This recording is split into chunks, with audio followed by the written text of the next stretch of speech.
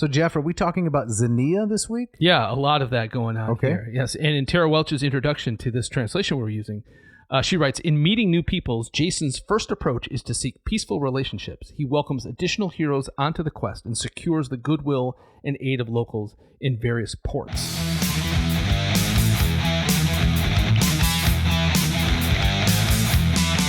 Welcome to the Ad Nauseam podcast, where classical gourmands everywhere can finally get their fill. Join us for a delectable discussion of Greco-Roman civilization stretching from the Minoans and Mycenaeans through the Renaissance and right down to the present. And now, ladies and gentlemen, here are your hosts, Dr. David Noe and Dr. Jeff Winkle.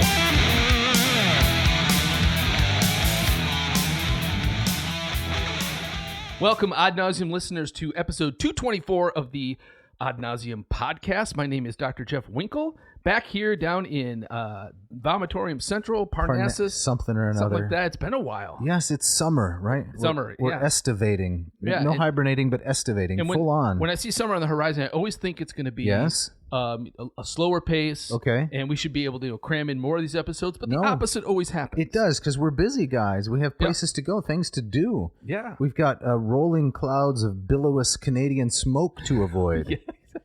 Were you in town for that? No, I was out of town, but lucky. I heard it was awful. I guess they're burning something up in Ontario, and it's wafting over into West Michigan. Yeah, there were a couple of days here where it was really quite awful. I went out for an early morning walk. Okay. And you could smell the... Did you make it back, or did you run into a cloud of particles that prevented your egress? I was downtown. I snapped a picture of the sun, kind of burning through a milky haze in the sky. Got kind of a halo effect. It looked like a still from Blade Runner. Huh. It was awful. So I'm glad you were out of town and missed I was, yeah. How was your perambulation? My perambulation is great. I've got kind of this regular route to take around through the city every morning. But those 2 days was no good. Yeah. Kind of singing and saying bonjour to everyone who hangs out the window? Exactly. It's like I'm living in my own musical. Right? Skipping about downtown. I can just see it. Just bringing the joy. That's right. That's you, making people happy. Yeah. Now, Dave, how are you doing? Well, I was in Texas. Yes, I was at the Colloquium Aestivum Latinum Texianum, and we had a fantastic time. Now, let me ask, so when you cross the threshold into the colloquium, right? Is it all Latin all the time? No. I would say I probably spoke only 10 to 20% Latin. Okay. And the reason is partly because my own skills are limited, and it's just very exhausting to try to speak Latin like I want to at a high degree of accuracy. Right. I just can't do it yet. But the second reason is I really want the people to have a good time, and so comprehension is essential. So, because I imagine you're going to have students from all different levels. That's correct. Right, so and that's what I really enjoy is trying to challenge the most gifted student. Yeah. And trying to help the weakest student. Yeah. By God's grace, I often succeed. So I'm just really thankful for that. Can you share maybe one good story from the colloquium, or one kind of positive, fun thing that happened? Well, one story, Jeff, is that you're kind of a celebrity. Oh, really? Yeah. Almost everybody there listens to the podcast, which is very gratifying. Yeah. Those who don't were quickly shamed into submission. Good. Not by me, by the other participants. Right. And one young man said that he has listened to each episode. This was astonishing. Yeah. 4 times. Oh, my goodness. And at first I thought, man, you got to find something else to do with your life. But then he said the reason is, that he really wants to learn classics. And he hasn't had a leg up. This is a way for him to get into the game, so to speak. That's great. That's incredibly gratifying. That is really cool to hear. Yeah. I love that. Yeah. But I also was thinking, before we get to the shout out, Jeff, I was also thinking about a story. Yeah. Yeah, about an earlier time in my life. Mm-hmm. So I had this dog, and it was one of the shepherding breeds. There's a number of different dogs that were developed by trainers to take care of animals. Yeah. And so I had this dog, and supposedly, right, they have a kind of long ingrained instinct to know how to herd animals. Right. But this particular animal, he was kind of a failure. Okay. I set him on some sheep. Nothing. So you had gotten this dog because you needed to tap into those herding abilities. Sure, gotcha. That's how we can tell it. Yeah. And then I set him on a herd of oxen, right, to kind of be a drover. Yeah. No success. Oh man. He was just really struggling. The instinct and the actuality, they weren't lining up, and it actually led the dog to quite a bit of depression. I imagine. the dog was just really down in the dumps, right? Yeah. So I thought, what can I do to cheer up this poor animal? So of all things, I settled on fruit. Fruit. Yeah, the dog really liked to eat cantaloupe. Of all things. Was that some trial and error? I mean, I tried a few other honeydew, but cantaloupe hit the sweet spot. Yeah. I tried some apples and no, it was cantaloupe and things like cantaloupe. Yeah. And eventually, this poor dog by eating cantaloupe was able not to become really happy, but not to be so much in the the depths. It's kind of in between, right? Yeah. And so, that's kind of it's nearly the end of the story. Yeah. But so what kind of dog was this? Turns out it was a melancholy.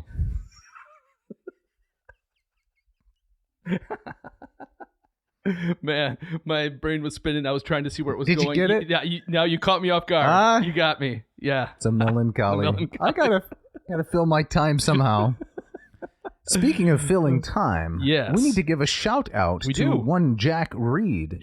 That sounds. Now that's a name. That's like an action hero. He was in a Tom Clancy novel. I believe he was. Too. That's right. Yeah, that's a great name. Can you tell us a little bit more about Jack? Sure. Jack writes to us a bit about myself. I'm a college student from Oviedo, Florida. I am under care in the OPC, ultimately hoping to pursue licensure and ordination. I have been a student of Latin and Greek for 2 years. I heard about ad nauseam through one of my professors who shared a link to the episode discussing Dr. Noe's translation of Samuel Rutherford's Examen Arminianismi.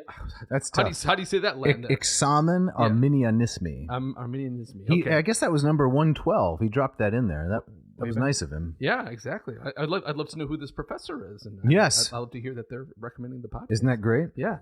Take it up from there, Dave. Yeah, he says, I was never a fan of reading fiction generally, let alone the works of Homer or Virgil, nor other works of antiquity. So what did he like is what I'd like to know, right? How-to manuals. I see. I'm guessing, yeah. Okay. Yeah.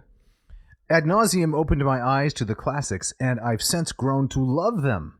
Ad nauseam has been my companion this summer as I work in construction. You never want to take ad nauseam to work, I should say. No? No, I mean, it's going to be sitting on the sidelines, taking a nap in the shade, eating most of your lunch. Exactly. But dining on honeydew. That's right.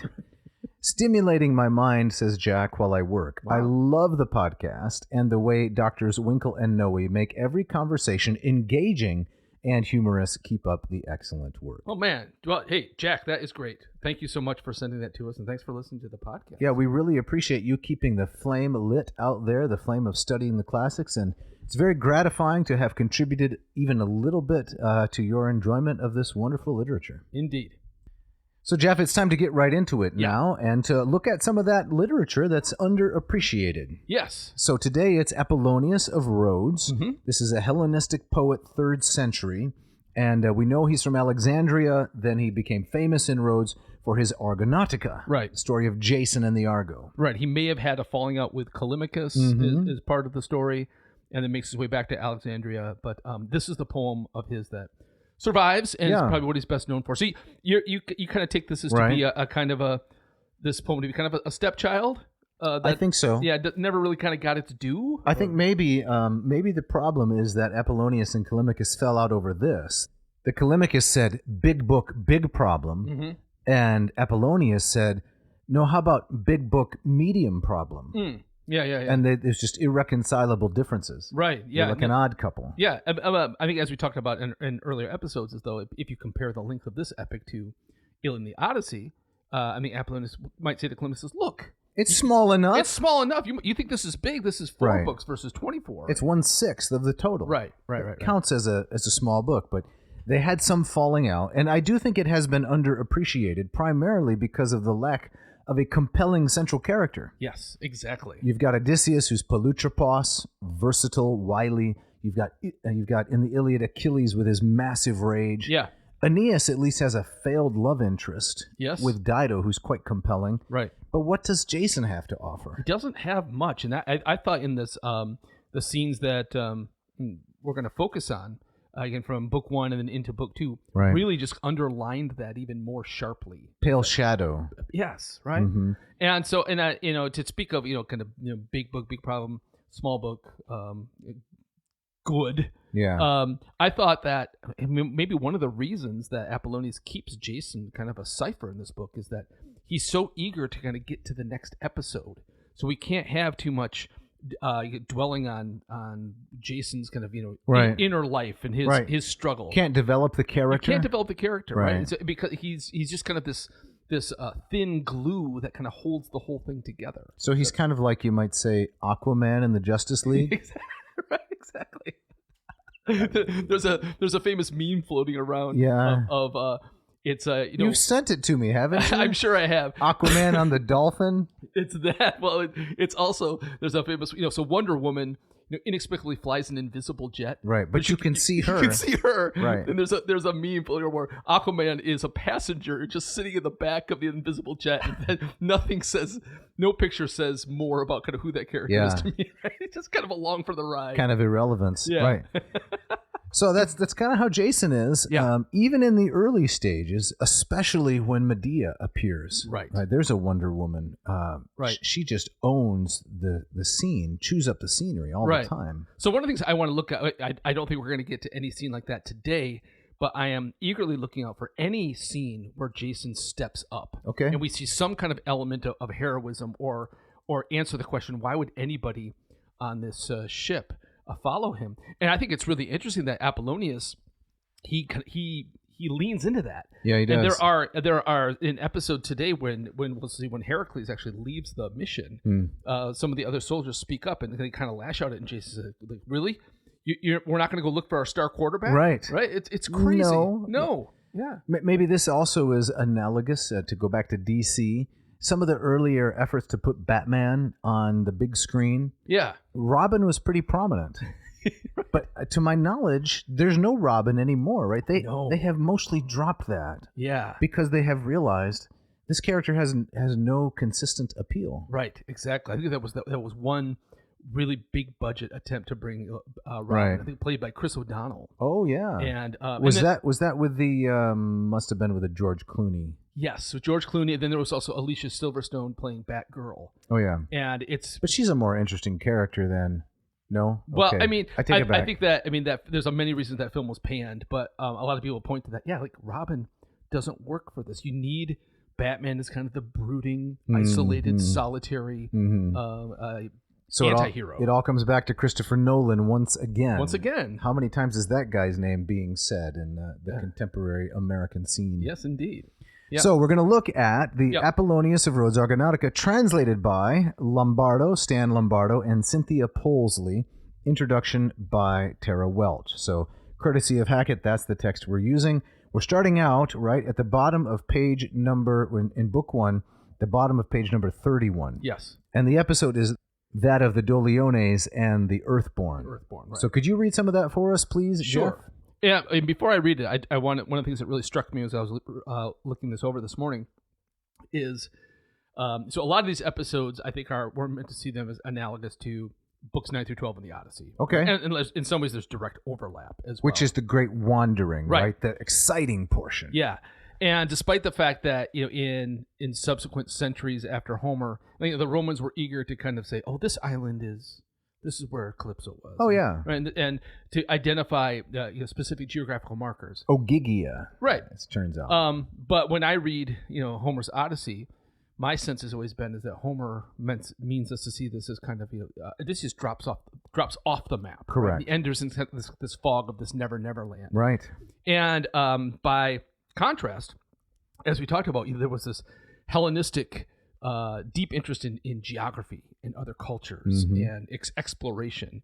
And so I think that Apollonius is kind of the mirror image of that, is that he's very eager to map these fantastical places on the real world. Okay. And so that's a difference from a major Homer, difference, you're I saying. think, yes. What effect do you think that has on the reader? Well, I mean, I think it kind of taps into that I think that love of this is not just a mythical story. This is a travelogue, right? It's an exploration of real other cultures, but with a sprinkling of kind of that Odyssean magic. Okay, it's a really interesting combination. Yeah. So in the translation we get, there is a steep island in the Propontis, not very far from the Phrygian mainland, with rich wheat fields sloping down to the sea. An isthmus jutting out from the mainland lies so low it is prone to be flooded. The isthmus has 2 shores lying beyond, the Aesopus River, and the locals there call the island Bear Mountain. Some of the inhabitants are fierce and violent, earthborn giants, phenomenal beings, a wonder to their neighbors. They each have 6 strong hands to raise, 2 from their stout shoulders and 4 below, fitted close to their horrible ribs. Now, there's a ton there in about 10 lines. That's right. First, we get the geographical reference. It's an island. It's steep, so mountainous at the interior, and it's in the Propontis, which is the little part before the Black Sea. Yes. Right? And it's got rich wheat fields, quite nice. But then the Earthborn Giants, what was the very famous claymation, I can't remember the name of it, but it's Jason and the Argonauts. Oh, yeah. I think it's from 1960. Right. Yes. That was a phenomenal hit. And describing these guys with the 2 arms at the shoulders and 4 hooked to their ribs. Yeah. So it looks kind of like some kind of a locust or some kind of a lobster. Some kind of creepy composite creature. Right. It reminds me Chimera. of maybe one of the things that Apollonius is tapping into or expecting his audience to connect with are the 100-handers in the Theogony. The Hecatonchi race. In the Theogony, right? That's right. Yeah. Who are very good at kind of chucking rocks and causing chaos. So he's got you get that interest in geography. He's very specific. The floodplain, as it were. The Propontis. This would have been a very This is not some kind of weird mystical realm. This is something people would have known about. That's right. But you layer it with these crazy kind of composite multi-armed beings, and you're creating something new. Mm-hmm. And who else lives there, Jeff? Yeah, the translation continues at line 960. Then the Doliones and Cyzicus himself came out to greet them, and when they learned who they were and what their quest was, they welcomed them with due hospitality and persuaded them to row a little farther and tie up their ship at the city harbor. There on the beach, they built an altar to Ecbasian Apollo and offered sacrifice. The king himself gave them all the sheep and sweet wine they needed, for he had heard that whenever a godlike band of heroes might come to his land, he should greet them courteously and have no thought of war. Now, this is, I think, an interesting setup because it reminded me a lot of like the Phaeacians, right? A very civilized society. So this is in the Odyssey, right? Odyssey, right? Where Nausicaa is. Yep. And so Cyzicus here, he knows the rules of Xenia, and he also kind of knows some kind of mythic precedent here. When people like this show up, you treat them well. And he has a prophecy, right? Yeah, He's operating with some kind of prophetic knowledge that he was told whenever a godlike band of heroes might come to his land, he should greet them. Right. He's the anti-Cyclops. Exactly. He kind of, the Cyclops, if people remember that, the episode is after he's blinded and he's chucking rocks. Right. That's when he remembers the prophecy. That's right. That this, this guy's going to show up and do this kind of thing. Cyzicus, he's prepped. Right. He knows this beforehand. Done his homework. Right. And which makes kind of the where this episode goes, I think, all the more interesting because the rug gets pulled out. And so what ultimately ends up happening is that the Argonauts then have an encounter with these Earthborn. They end up sailing. No spoilers. Come on, man. Okay. Let's save it. All right. Okay. All right. And then the whole kind of connection with Cyzicus, it ends very badly. Okay. Yeah. So can I continue there? Please. His beard, like Jason's, was still a soft wisp, and he had no children as yet to rejoice in. His wife, fair-haired Clytie, daughter of Merops, being still untouched by the pangs of childbirth, he had just recently brought her home after paying priceless gifts from her father's house over on the mainland, but even so left his bridal chamber to prepare a banquet for the strangers, casting aside all fear from his heart. So we're told, Jeff, that he's a young guy. He's not even shaving yet. Right. He's married to lovely Clytie. We're told her background. But then he doesn't even take time for a honeymoon. No. He goes out and shows hospitality, even neglecting his bride. Right. Yeah. Which is a strange move. It is a strange move. It reminds me a little bit of Admetus, where he ignores the funeral rites for Alcestis. That's right. When he welcomes Heracles, but maybe not quite as dire as that. But yes, he sets aside kind of all of his personal responsibilities to take care of these strangers. Right. Yep. And then it says, as the translation goes on, this is line 981, they asked each other questions, one of them inquiring about the goal of the voyage and Peleus' commands, the others inquiring about the surrounding cities and peoples, and the wide Propontis. So here I feel like Apollonius is just filling space a little bit. Yeah. He's delaying the big conflict. I guess so. I think he's also trying to, he's I think he's imagining his audience of the day and saying, well, what would my audience like to do in this situation? Right. Well, they'd be curious. And Sure. they'd be asking these kinds of questions. Right? Giving a little background. Yeah. More he could not tell them, despite their desire to know. The next morning they climbed great Mount Dindymum to see for themselves all the seaways, and then brought their ship from where they had anchored it into Kittis, the harbor. And the path they followed still is referred to as the path of Jason. And that's another thing that Apollonius does a lot, is those little itia. That's right. Little origin stories. Yep, and that's why the possum has a tail, for example. Right. And we go on. But then the earthborn ones from the other side stormed down the mountain, and heaving crags. Why are these guys always heaving crags? Oh, they've got 6 arms. So you're always heaving something. You got to heave something. Exactly. And heaving crags blocked up the mouth of the vast Kittis River, where it met the sea, like men laying in ambush. Heracles, though, had been stationed there with the younger heroes, and he quickly drew back his recurved bow and started bringing down the monsters one at a time. So problem solved. Problem solved. They've got Rambo on their side, exactly. Right. And you have to imagine, too, a lot of these soldiers saying, like, why isn't this guy leading the exactly. expedition? Right. Where's Jason? I don't know. I mean, Jason's the delegator. He says, okay, Heracles, you stand there. That's correct. That's what he did, apparently. Right. Which is kind of the role Batman fills when Superman is around. Yeah, exactly. Right. They responded by lifting more huge boulders and hurling them down. These dread creatures had no doubt been nurtured by Zeus's wife, Hera, as one of Heracles' trials. Now, there's some innovation, isn't there? Yeah. Because I don't remember these guys being anywhere in the erga, right, of Hercules, the 12 big ones, or the par erga. I don't remember that. Right. Yeah, I guess when we learn later, when Heracles abandons the mission, right, part of the divine purpose behind it says, hey, he's got to get back on task. Yes, these are right. not his assigned labors. I can imagine Callimachus, having a bone to pick with Apollonius on this particular point. I can see that too. You can't just drop this in as one of the labors of Hercules. No. Follow the canon. Exactly. Right. But now the rest of the warrior heroes returned before reaching the summit to slaughter the earthborn with arrows and spears until they laid them all low in their furious charge into battle. Now, epic simile? Are we going to get an epic simile? Yes. Like woodcutters casting long tree trunks, they have hewn with their axes into rows on a beach so that they may dry in the sun and hold bolts securely. So too, these monsters near the entrance of the foam-flecked harbor lay stretched out in a row, heaps of them bending chests and heads into the saltwater waves, their limbs spread on the beach, and others with their heads on the sandy shore and their feet deep in the brine, both groups ready prey to birds and fish at once. Sounds like a day over at Grand Haven, right?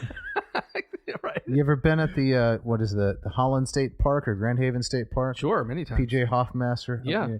The big bodies of the 6 armers littering the shore. Rotting carcasses. That's pretty awful, isn't it? This is I love Lombardo, or I don't know who's in charge of this part of the translation. That's right. But this is great. You like it? I do. Okay. Yeah. But I also thought this was kind of weird too, because we never get. Why did the Earthborn attack? Is that just what they do? That's what they do. They have a lot of heaving to do. Yeah. And maybe they're just like they're heaving starved. Yeah. Because Poseidon says you can't touch the Doliones. Right. And so when this new crew shows up, it says it's heaving time. Yes. That's right. Yeah. Their heaving has been in abeyance long enough. Okay. All right. So Poseidon's not protecting Jason and company. No. From the heaving of the monsters. Exactly right. But between Heracles' recurved bow and the other guy stepping in, they gun them down. Problem solved. Fairly But easily. Is that the end of the episode? It is not. Take us on into the next part, if you will. This fearful contest behind them, the heroes loosened the ship's hawsers, spread the sail open, and moved ahead through the heaving water. Wait, the water's heaving now? Yeah. Okay, all right. Maybe it's an overuse of that term. All day long, the ship ran ahead under sail. But when darkness fell, the shifting wind drove them back to hospitable Doliones land. So I thought this was a really interesting and kind of fascinating narrative choice. I have no idea if this is Apollonius doing something original or this is the known tradition. Right. They go out just to keep track of where we're going.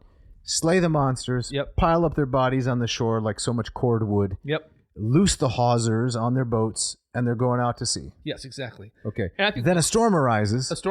And also they're driven back. And it's also darkness falls. Right.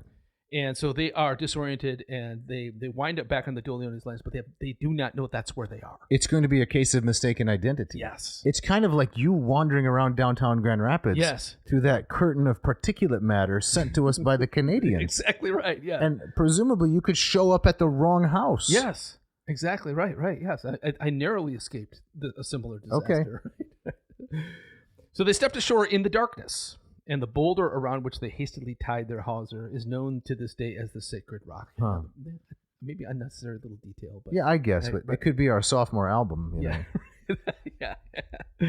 No one noticed that it was in fact the same island. Come on, how did they not know that it's the same island? Right, it's because of Jason's lame lack of leadership. He's a very poor leader, but they must have known that Chipotle was in the same spot. Exactly. They passed it before. Right, but maybe they're saying every exit has a Denny's and a Chipotle. Could be why. Right.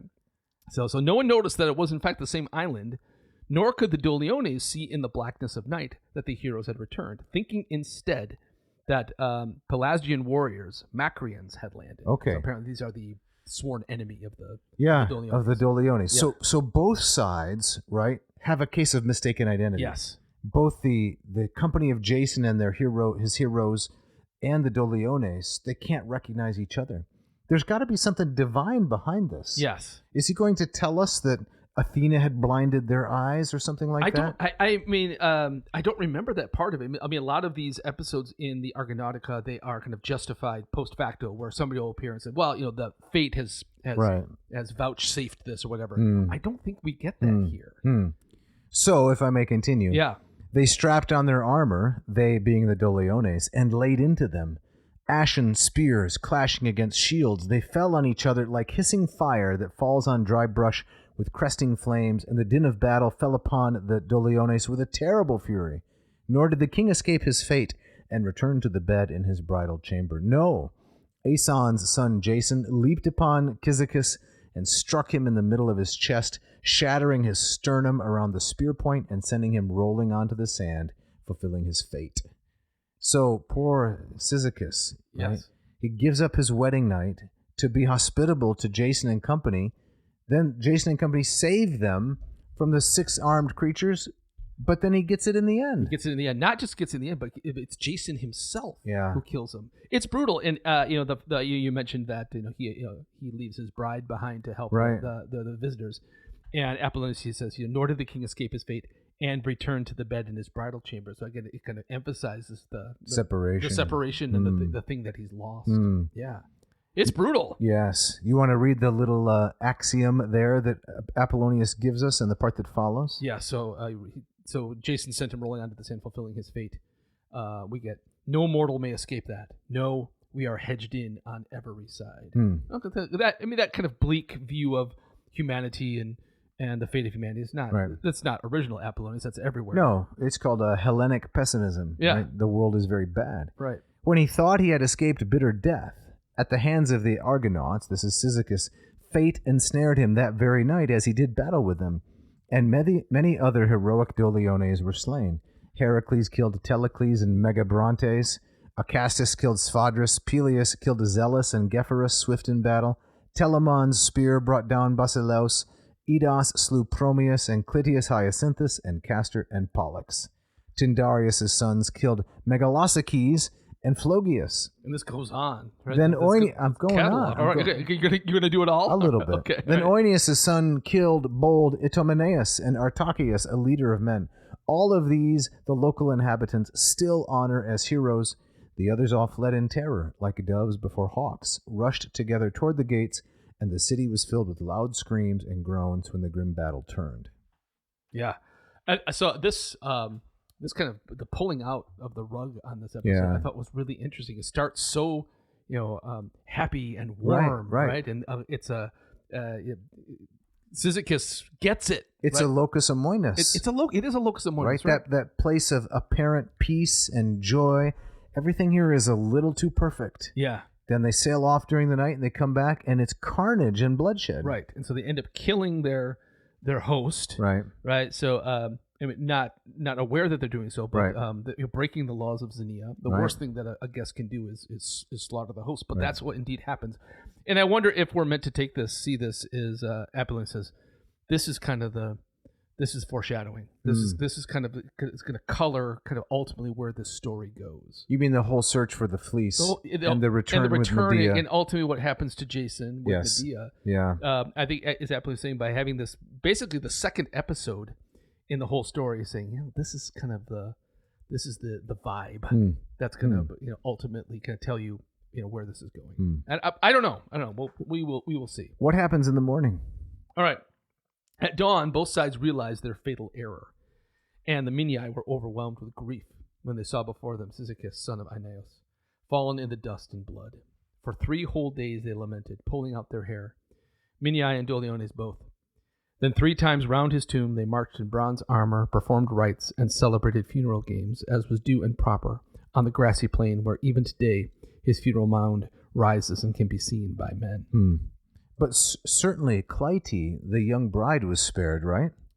Well, let's see what happens to her. Okay. In this, if you know your Sophocles, right. This is almost to be expected. It's interesting the way you bring up Sophocles, because of course that's precisely what Apollonius is doing. Right. He's incorporating elements of tragedy into his epic. Yeah, exactly. Or his Apollyon. Right. So what did happen to Clytie? Well, this is what happened. Nor did Clytie's bride survive her husband, but surmounted one evil with another more awful, fastening a noose round her neck. Her death was mourned even by the nymphs of the grove, and the tears they shed were transformed by the goddesses into a spring, which they call Clytie, the illustrious woman's name. Do you think that Apollonius is doing maybe a little overwork with the Itia? Like I say, this is why the sacred rock, the path of Jason. That's right. The tomb. I think that's what his audience wants. I guess so. Give the people what they want. Right. Or he's a true believer in all of it. I'm not sure which is the best explanation. Yeah, I guess a charitable way to look at this is that this where he's signaling she wasn't just the queen here. This is how important she was and how she's still important to these people to this yes. day, right. And she dies in a very tragic way. I'm thinking of course, Jocasta.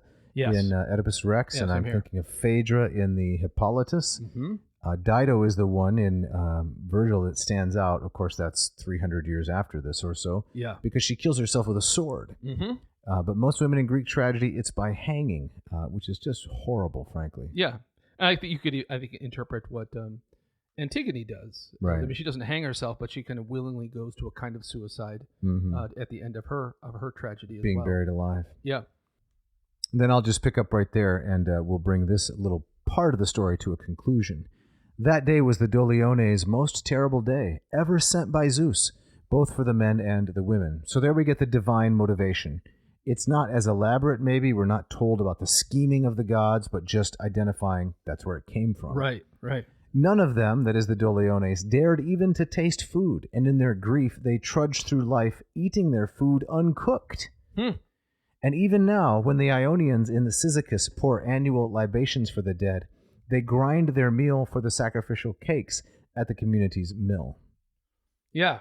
I think one of the things I find really kind of striking about this is that Apollonius never, in this scene at least, never turns the camera back on on Jason. Right. We never got to get them reacting and saying, "Oh, what have we done?" Right. Right.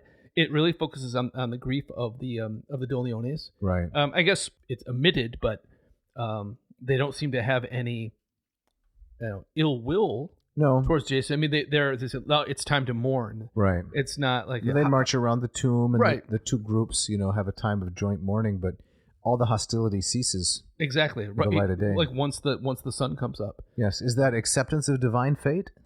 I guess maybe that would be the best way to look at it from an ancient perspective.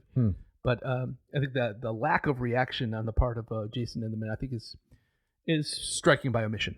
Speaking of striking by omission, yes, it's time for the ads. All right.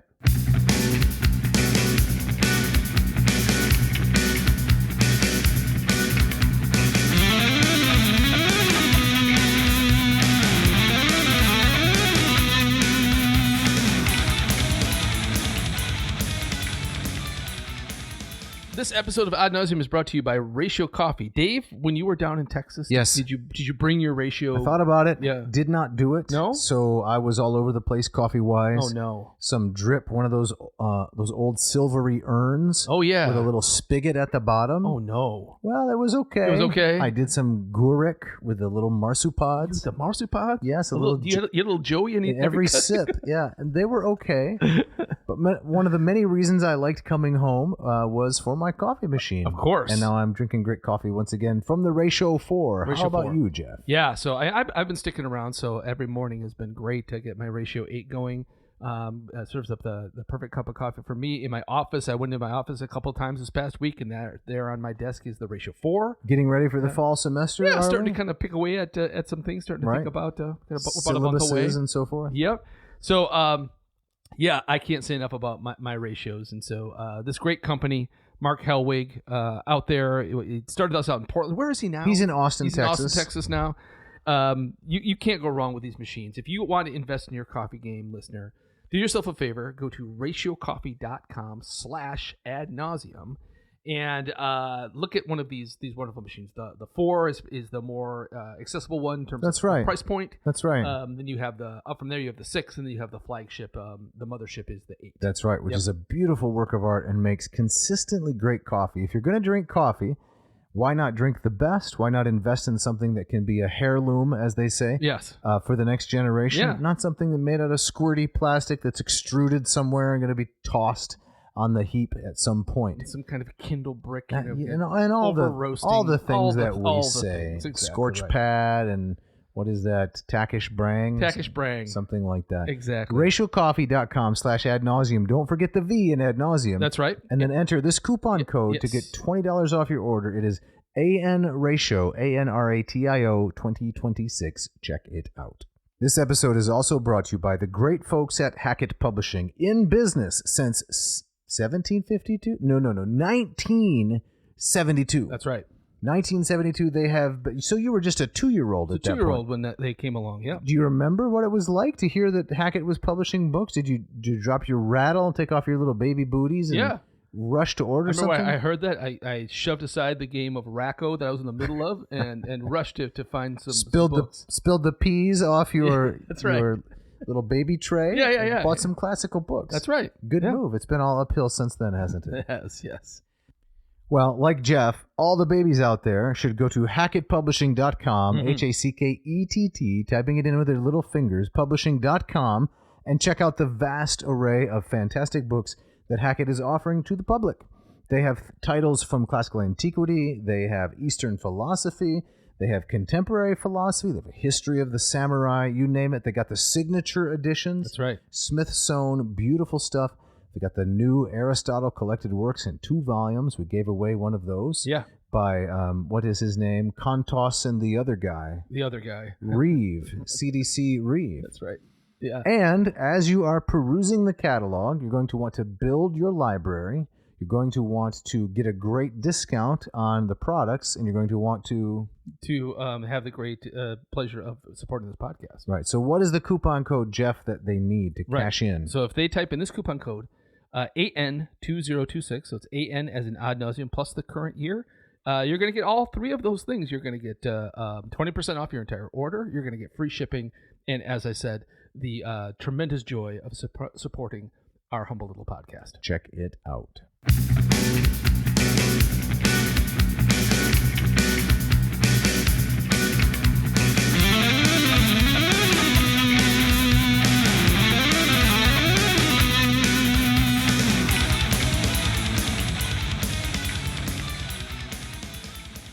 Dr. Winkle. Yeah. As we rev up the engine and drive back into this episode, where are we headed next? We're going to jump ahead just a little bit and get to this episode where Heracles actually removes himself from the mission, which is also a really striking kind of narrative jolt. Okay. Right? Are we still in book 1? We're still in book 1. We're at the very end of book 1. Is that right?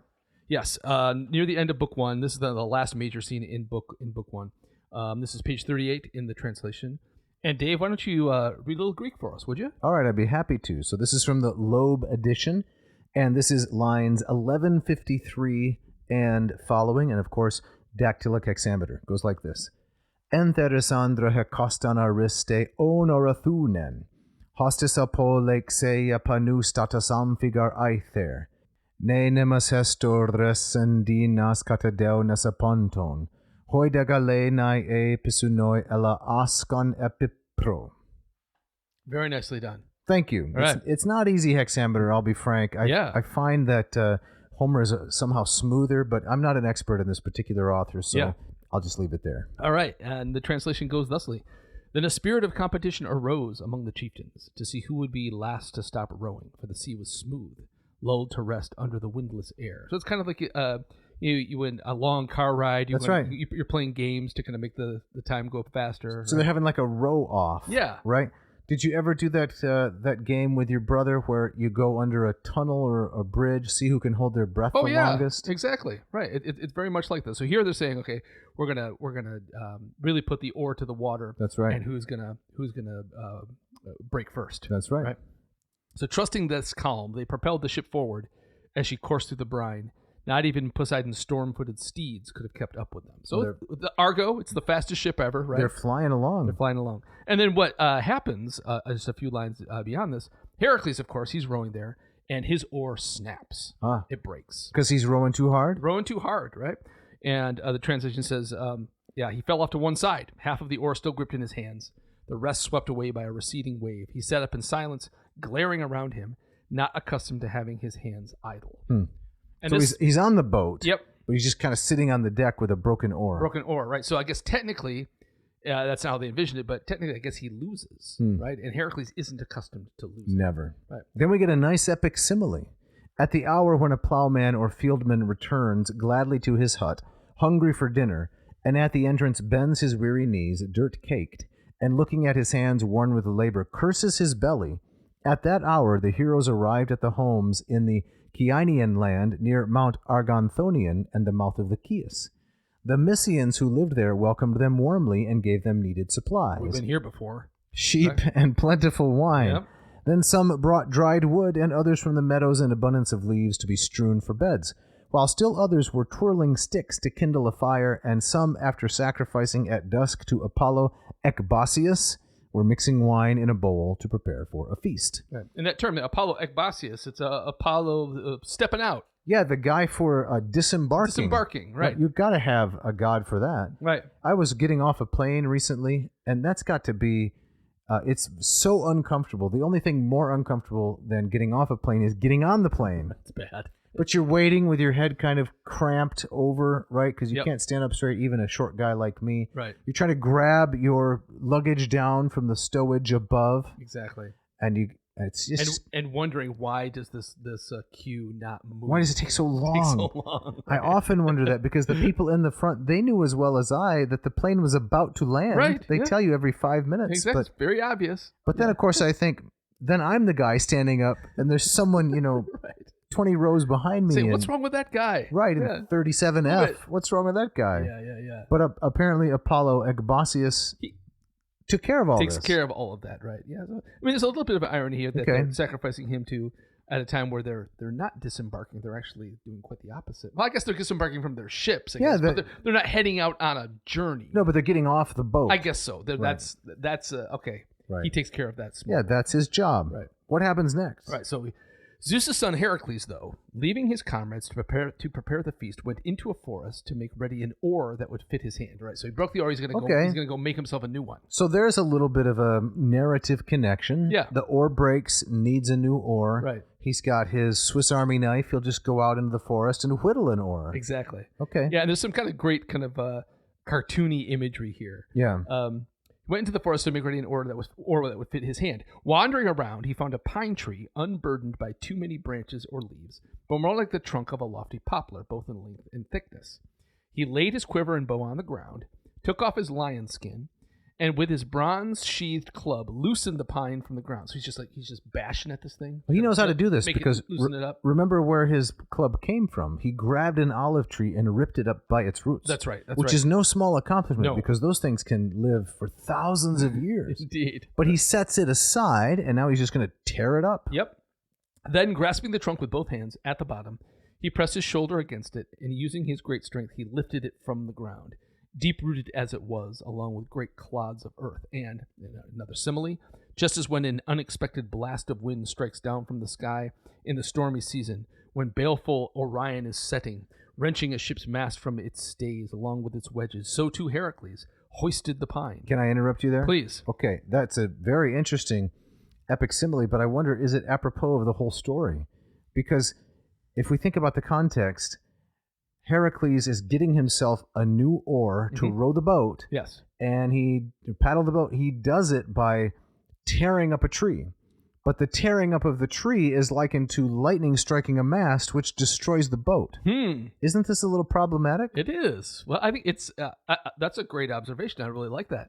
And it's another scene, just like the one we just talked about with the Doliones, is where like Apollonius kind of hands you with something with one hand and then takes it back with the other. Yeah, a lot of these kind of reminders that yes, all is great. This is Aeneas, sheep, wine. We're welcomed here, and then. Wedding night, and then it ends in slaughter and carnage. It's not going to end well. Okay. You want to continue there, please? Yeah, so then he picked up his bow and arrows and his lion skin and club and headed back to the ship. Okay, so that little vignette is done. Yeah. Mission accomplished. Heracles managed to get a new oar so he can go back on the boat and win the contest. Yes. Then we have to shift scene to... I guess the Batman of the Robin of Heracles' Batman. Yes. And that is to the young man Hylas. Whose name means water jug. Something in that vein. Yes, I guess so, right? And that makes sense with what he's doing when we see him. That's correct. Meanwhile, Hylas had set out with a bronze pitcher, looking for a spring, so that he might quickly draw water for the evening meal and have everything in order for his lord's return. Right. So that's not good duty to be on, water fetcher. No. But Hylas does that gladly for Hercules because he is Hercules' squire, so to speak. Yes, exactly. We need an intern around here. We've talked about this long ago. Yeah. Some kind of an intern to ad nauseum to fetch Diet Coke for you, something like that. Yeah, various snacks. Right. Exactly. Yeah. Yeah. Well. Now accepting applications. Yes, that's right. Let us know. Right to Dave. Heracles nurtured the boy in this way from early childhood when he carried him off from the house of his father, Theodamas, a good man, whom the hero had piteously killed in an argument about a plow. What? So, Theodamas, a good man, is the father of Hylas. Yes. Hercules got into an argument with Theodamas about a plow ox, killed the dad, and then said, I guess I got to take care of this kid. I guess so. Oh, man, exactly. But, I mean, there's a lot of stories about Hercules, too. He has that furious temper. That's right. And often someone or something dies. That's right. Theodamas was plowing fallow land when ill fate struck him. Heracles, looking for a pretext to attack the Dryopians because they occupied land to which they had no right, commanded Theodamas to give up his ox. But these tales distract me from the theme of my song. He kind of wants to go on this tangent, but then he kind of pulls himself back. No wonder Apollonius was driven out of Alexandria and only became famous in Rhodes. Can you carry on there, please? Yes. So, Hylas came to the spring that the people there called Pigae. The local nymphs were holding their dances just then, for it was the custom of all the nymphs who haunted that lovely headland to sing hymns to Artemis by night. Those who haunted the mountains and glens were far off just now, but a certain water nymph, just surfacing in the spring's lovely water, saw the child close up, saw his cheeks' rosy glow, his sweet boyish grace, in the light of the full moon beaming from the sky. Cypris, that is Aphrodite, made her heart flutter, and in her confusion she could scarcely keep her wits about her. But just as he dipped his pitcher in the stream, and the rushing water made the bronze vessel ring, she laid her left arm on the back of his neck, yearning to kiss his tender mouth, and with her right hand in the crook of his arm she drew him down into the eddy. Wow, that's really something. So this nymph, she just steals Hylas and drags him down into the water? Yeah, and that's pretty much it for Hylas. Well, it's supposed to part in the story. Yeah. Is it supposed to be violent? Is it supposed to be frightening? Is it a locus amoenus? How do you interpret this? I don't know. It's kind of one of those weird. I mean, this reminded me very much of something right out of Ovid, right? Yes. Kind of these bizarre. Well, that's Ovid was inspired stories by Apollonius. Oh, without a doubt, right? But yeah, so there's kind of a weirdly kind of almost creepily romantic quality about it. For sure. Right? She's in love with his beauty, but he's presented not as an adolescent, but really as a child. Right. So it's frightening, I would say. Right. So this is for Jason and the mission, this is a huge monkey wrench thrown into things. But as we'll see, it's a monkey wrench, so to speak, because it removes Heracles, from the boat. Right. Which narratively, so I've always interpreted it because I was told it seems right, serves Apollonius' larger purposes, which is to allow Jason to have a little more limelight by getting Superman out of the way. Well, we'll see if that actually happens. Okay. Right? Do you want to continue there? The boy's only comrade? Yes, the boy's only comrade to hear his cry was Polyphemus, son of Aeolus, so this is not the Cyclops. No. As he went down the path towards Pigae, expecting the return of Heracles, As soon as he heard it, he rushed toward the cry. Yes. Can I read the epic simile? Please. Okay. A wild beast in the forest hears the bleating of sheep, and burning with hunger, he runs toward the sound, yet does not fall onto the flock, for the shepherds already have penned up the sheep. And in his frustration, he wears himself out, groaning and roaring. So too, Polyphemus groaned as he wandered about, his voice rife with misery. Then, unsheathing his great sword, he started in pursuit, fearing the boy might be preyed on by wild beasts, or that, being alone, he might have been ambushed, an easy mark for men now carrying him off. As he rushed along like this, brandishing his sword, he met Heracles on the path, recognizing him as he hurried through the darkness down to the ship, and heart racing, blurted out what had happened. So do you think Polyphemus is afraid of Heracles and Heracles' reaction? Yeah. Or is he motivated by sincere love and concern for the boy Hylas? I think in this case it can be two things, right? He's concerned about Hylas, but he's also now said, well, this is all going to fall on me. I was supposed to be watching him, right. And now look what's happened. Exactly. And so he says to Heracles, he says, "Sir, I'm the first to bring you this bitter news. Hylas set out for the wellspring and has not returned. Either he has been kidnapped by robbers or beasts are tearing him apart." Okay, that's a little, that's jumping to. There could be a third one. I guess those are two horrible conclusions, right? Maybe he took along like a Russian novel, maybe Crime and Punishment. Right. He's just sitting under a tree, finishing off the story of Raskolnikov. Yes, although he does say to Heracles, he says, "I heard him yelling." Okay, well, so that's maybe the book was really, really absorbing and. Right. No. Well, I mean, he got to that, in Crime and Punishment, we got to the axe murder part. Wait, big spoiler alert, Winkle. How have you spent your summer?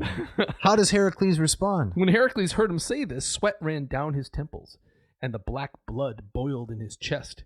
In his rage, he threw the pine down and darted headlong down the path, wherever his feet took him. Okay, so he jettisons the brand new oar that he made. Yeah. He's not going to make Eagle Scout if he throws away the project. He chucks it. He doesn't care. But so finding Hylas is much more important. Because he's just so consumed with concern for this young man whose father he murdered over an ox. Yes. But now he feels like he has to care for the kid. Is that he murdered the guy for an ox as a pretext to start a war against the Dryopians. That's right. Okay. Yeah. And now Polyphemus, at least, though, he's happy because Hercules is not going to kill the messenger. Right. Okay. Exactly.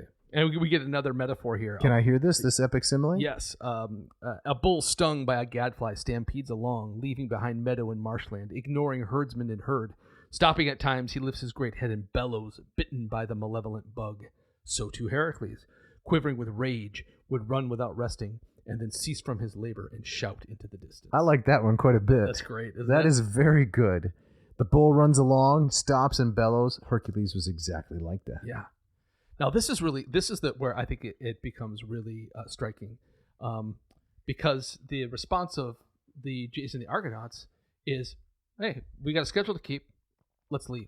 That's right. It's really quite.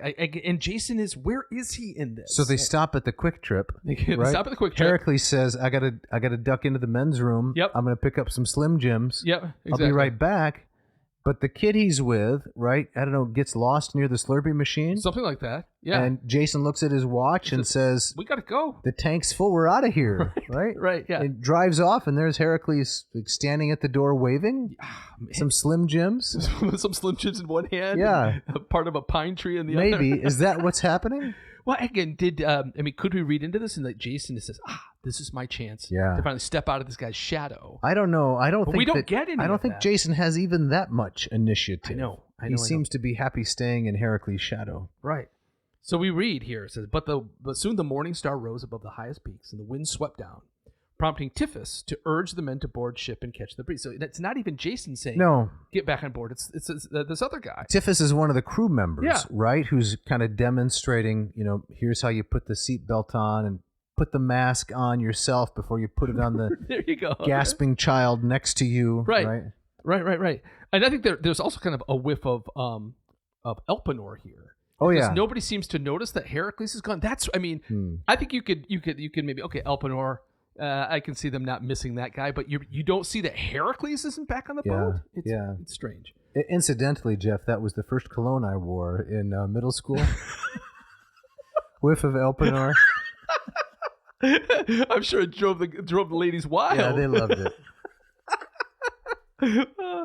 They embarked with a will, drew up the anchors, and hauled the hawsers astern. The sails bellied out in the wind, and they were soon sailing far from the coast, past the Poseidian headland.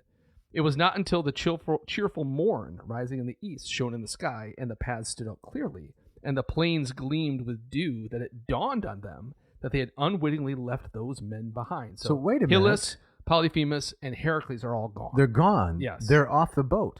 Yes. And they didn't even realize it. So there's the Whiff of Elpenor. There's the whiff, right. Okay. Did you? Yeah. Anyway. This is great. Fierce quarrels broke out, and a violent tumult arose because they had abandoned their bravest companions. So now they recognize Heracles isn't there, and people are upset. So it's like when you go on a school field trip and the buddy system breaks down. Big time. Okay. Yes, So exactly. who was responsible for Hercules? Right. Yeah. I thought you were with Hercules. Right. So everybody's squabbling. It's almost coming to blows. And then finally, our hero is mentioned. But this is his shining moment, right? When he manfully stands up and step up and say, "I'm going to do it." So what happens? And Jason, bewildered by this predicament, never said a word, neither this nor that, but just sat there depressed, eating his heart out. That's terrible. He goes moping in the corner. This is like a Quentin Tarantino movie, wouldn't you say? How so? I've never seen any of them, but I think that's the kind of thing that would appeal to him. The anti-hero sitting there brooding, maybe playing some 70s music or something. I guess. I mean, Tarantino would default to serious bloody violence, I think. Right, yeah, but not anything meaningful. I mean, prior to him, weren't the heroes the Schwarzeneggers and the Stallones, right? Who were emblems of good, right? No matter how much butchering they did, right. They had some ostensibly moral cause. Yes, exactly. But what's Jason doing? Nothing. He completely drops the ball, and it doesn't make Telamon very happy. So this is the father of Ajax. Yes, right. Yeah. Okay. Telamon grew angry at this and said, "Sit like that, then. Be that way. Right. Sit like that, then, and take it easy, since you thought it was fine to leave Heracles behind. This was all your idea." So his glory would not outshine yours throughout Hellas. So there again, Telamon says, you planned this all along. Telamon sees through it. Right. If the gods grant us a homecoming, but what good are words? I'll go myself alone with none of your comrades who have helped you devise this treachery. So he kind of immediately dives into conspiracy mode, right? So he is heroic, Telamon, right? But Jason is not. Jason's the leader. Yeah. With that, says Apollonius, he, meaning Telamon, rushed upon Tiphys, son of Hagnias, his eyes flashing fire, and they would have turned back then and there to the land of the Mysians, driving through the deep sea and unrelenting storm winds. But the two sons of Thracian Boreas restrained Telamon with harsh words, a reckless act, staying the search for Heracles, who would make them pay for it later. For when they were returning from the funeral games for Pelias, he killed them on the island of Tenos, and burying them there erected two columns, one of which became a great wonder in that it moves whenever the north wind blows. But all of this was to happen in later times. Apollonius says, so that's, I'm getting ahead of myself. That's my sequel. Right. That's the little teaser at the end of the movie that you hang around for after 5 minutes of credits. Yeah, exactly. But eventually, Jeff, if I'm reading it correctly, Jason does step forward and show a little bit of leadership. He does. Because we have Telamon, right, father of Ajax, kind of coming, sort of hat in hand to Jason and look for some reconciliation. Right. He says, son of Aeson, don't be angry with me if I was rash and got carried away by my folly. Grief overcame me and drove me to scornful, imperious words. Let's commit my fault to the breezes and return to our former warm friendship. All right. That's a serious shift. It's good. How does Jason respond? Jason says, my friend, you denounced me vilely. That's a fact. Openly declaring that I wronged an admirable man. No matter. Know full well that I won't cultivate anger, although it is true that earlier I was vexed. After all, it wasn't over flocks of sheep or goods that you became so inflamed with rage, but a man who is your trusted friend. I hope that if a situation like this, if a like situation were ever to befall me, you'd fight another man on my behalf too. He spoke as of old, and they sat down together. That's right. So, I mean, those are calming, diffusing. Reconciliation. Yes. Yep. So now Telamon and Jason, they're back together. Heracles, Hylas, Polyphemus, they're abandoned there in the woods. Yes. And the story goes on. Maybe we're getting a little a taste of the leader that Jason is supposed to be and will be. Okay. Yeah. Let's just read the final words then of Book 1, and we will bring this episode into harbor. Yeah. A freshening wind propelled the ship all day and all night, but there was not a puff of air when dawn rose. They spotted a beach jutting out from a bend in the coast that looked very broad, and by the time the sun rose, they had rowed to land. I wonder if there's people waiting there for them with sheep and wine. Some zinnia, maybe? It's going to start really kind of nice and happy. And it's all going to go wrong. The bottom's going to drop out? That's right. We'll find out next time. We will. But, Jeff, we got to wrap it up here. We do. Because I think representatives from Calvin Klein or Brute or Old Spice are going to get in here because they want to monetize Whiff of Elpenor. And we'll just have to see what happens. We'll have to see what it goes. I know you want your cut. I do. I want my cut, and we'll have to see where this goes. But it's going to be I think it's going to be an ugly negotiation. I think so, but maybe we wait until next episode to talk about Dronebrella. Yeah. Yes. Exactly. We have to talk about that. We do have to talk about Dronebrella. It's the elephant in the room, you might say. That's right. Yeah. But yes, next time. But Dave, before we get out of here, please help our listeners learn some Greek and Latin, would you? Yeah, so you heard me reading not too long ago some dactylic hexameters from Apollonius, Rhodius. Greek is beautiful, not just the poetry, which is really outstanding, but even the prose. Your Plato's, your Herodotus's, your Xenophon's, your Lysius's. I can help you learn how to read those authors as well as the New Testament.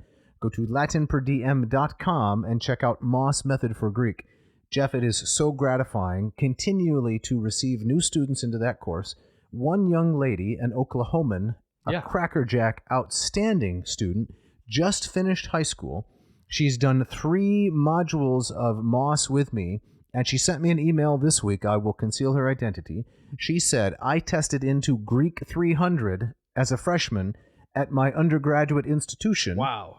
And this is no slipshod kind of institution. This is one that everyone would recognize as one of the better institutions. Yeah. Because she took Moss. That's fantastic. And that can happen to anybody with just some hard work and follow the program. It may not be the best out there in terms of excellence of instruction. It is for sure the best value, the combination of affordable and expertly guided by myself. So go to latinperdiem.com. You can use this coupon code 10+10PLUS to get 10% off anything on the site. You can also check out Learning Latin, check out the Calvin's Latin Bible app. We have one coming for Greek, so on and so forth. Yeah, fantastic. Excellent. And Dave, we got people to thank as always. Mishka, our wonderful engineer who splices and puts all this together and makes. Does she do any dicing or mincing? Dicing, there's mincing, chopping, fricassee. There's the slap chop. What? Remember the device, the guy that sold some the slap kind of a chop? reference to some sort of 1980s commercial. It's the same guy that was hawking the ShamWow. Oh, ShamWow? As seen on television. Exactly. The Foreman Grill. Well, Mishka is an expert. She does with all that that stuff. Okay. And smooths everything out. And how about Jeff Sheets, this guitarist? Yeah. That guy can play the guitar like he's ringing a bell, That's so right. to speak. He gives us the intro music, Thrill Seeker, the thrill of studying classical literature, and he gives us the bumper music for the ads, which are called Rush Hour, because you're supposed to rush out and patronize one of our supporters. Exactly right. Yeah. And hey, listener, if you want to shout out, you got a question, you got a complaint, you have a corrigendum, don't hesitate to contact us. You can write to Dave at adnauseum.com. Don't forget the V. Or Jeff at adnauseum.com. He especially likes the corrigenda. Jeff at adnauseum.com. Do not forget the V. And Jeff, it looks like next week we're going to go into episode 4 of the Argonautica. That's right. Now, I think that our reach exceeds our grasp, something like that. We thought this would be maybe like a 4-parter. Right. But we've done 3 episodes just on book 1. Yes. But what's the rush? What is the rush? Okay. I mean, this has happened to us before. Is once we get into something, we say, wow, there's a lot of really great stuff here. Well, we start enjoying it, let's take our time. We'll dwell there, as they say. Indeed. And Jeff, that brings us to the gustatory parting shot, which is this week your responsibility. It is. What do you have for us? This comes from Frank Herbert's Dune. Did you ever read those books? I did not. No? I thought Zendaya was the author. Yeah, no, a later adaptation, yes. Okay. This is a book that I was obsessed with when I was in high school. Really? Yes. And the quote comes from Frank Herbert's book, Dune. Who controls the spice controls the universe. That's interesting. Never considered it. Thanks for listening. Thanks.